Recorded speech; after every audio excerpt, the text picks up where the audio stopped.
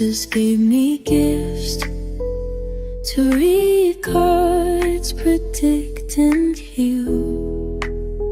My name is Daphne, but spirit calls me bye-bye love. Angels communicate through numbers. Intuition is so deep. Hi everyone! Welcome po sa inyong Albo's personal reading. I want you to know that this is a general reading, so you may resonate po sa buong reading na ito or baka konti lamang. Take what's only yours. I also want you to know that this is a timeless reading. So whenever you find this video, the message is meant to find you. No? So let's check kung ano po ang nangyayari sa paligid. Your first card is the Eight of Pentacles followed by the Two of Pentacles. So nakikita natin dito, pinag-iisipan mo tuloy ngayon kung idediretso ko ba itong relasyon na ito.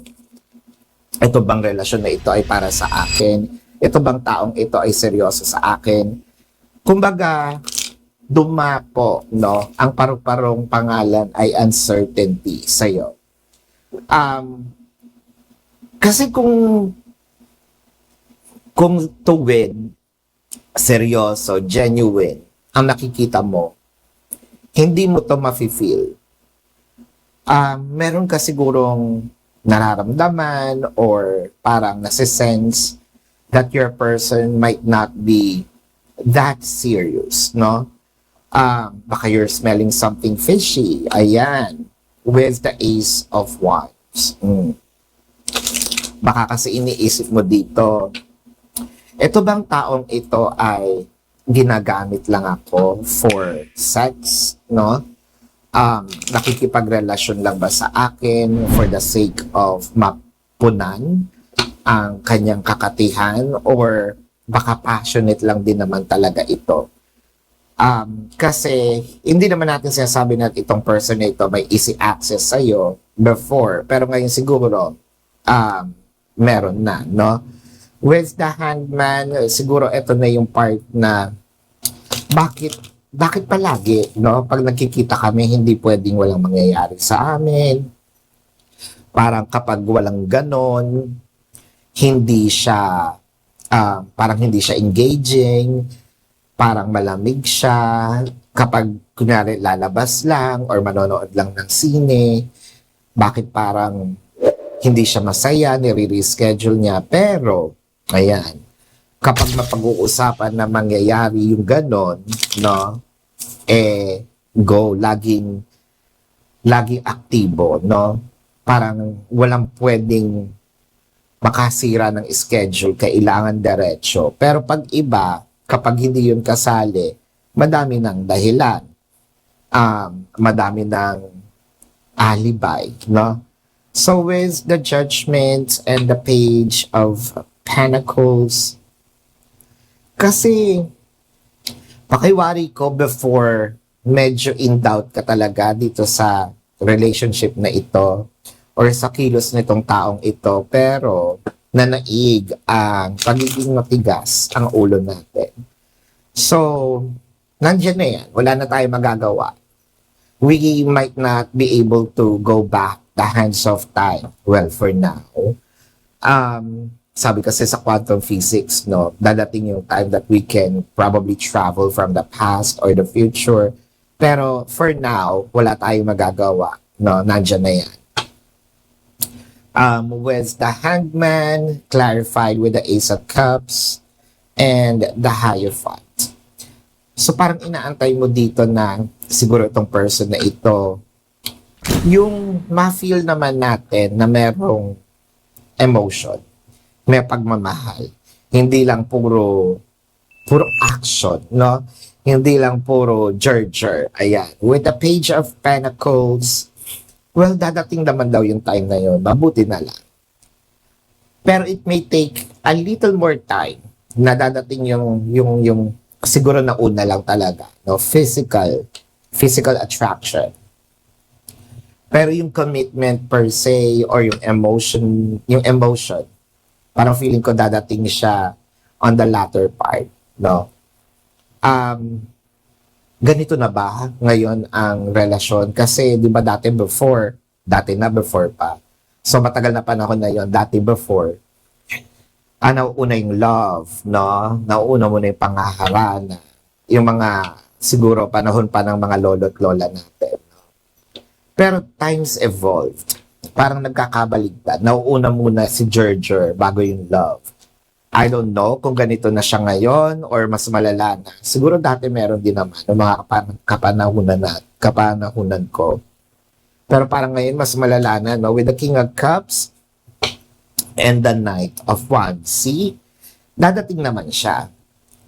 In fact, meron naman siyang konting nararamdaman pero hindi pa ganun ka-romantic. Let's say, siguro itong taong ito is kino-consider na special ka sa kanya.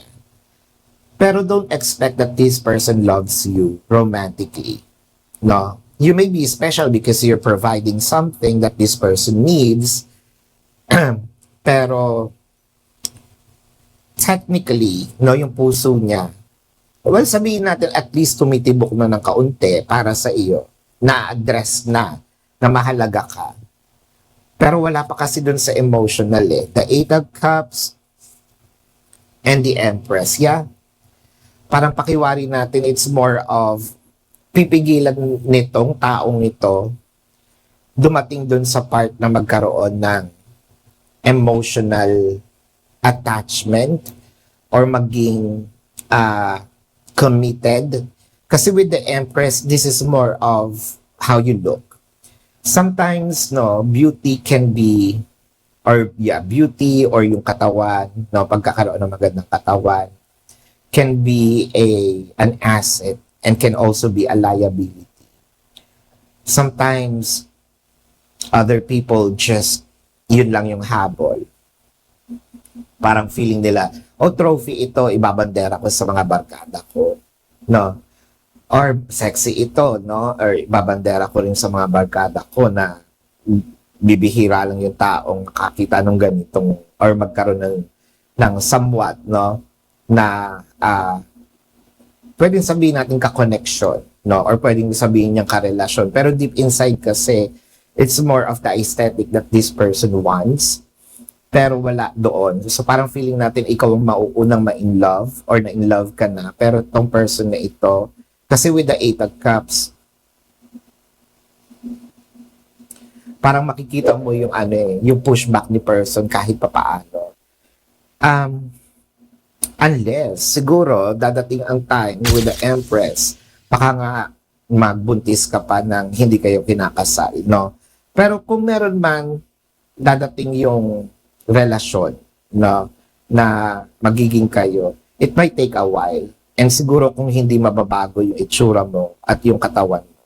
Pero so far, this person just wants the shadow part, no? Hindi yung damdamin. So this is your reading. Let's check the zodiac sign of your person. This can be their sun sign or a placement in their chart. Syempre, reading mo to, lalabas din ang inyong zodiac sign, if not placement ng iyong chart, no? Pero bago yan, kung kayo nakaka-resonate, let me know sa comment section. Kung meron po kayong mga tanong sa reading na ito, sa description box po ng video na ito, there is a link. Click the link, you're gonna be routed to my website. Nandun po yung name, number, QR code, amount per question. Take advantage of the 4 questions plus 1 kasi discounted po yun. And if you want to book a private reading, nandun din po siya. No? Now, let's check the zodiac sign. I'm seeing Taurus, Pisces, Sagittarius, Scorpio, Capricorn, Leo, Virgo. Taurus is very dominant. Cancer is dominant. Scorpio na sabi natin. And Libra. So this is your reading. Maraming salamat. Love and light. Namaste.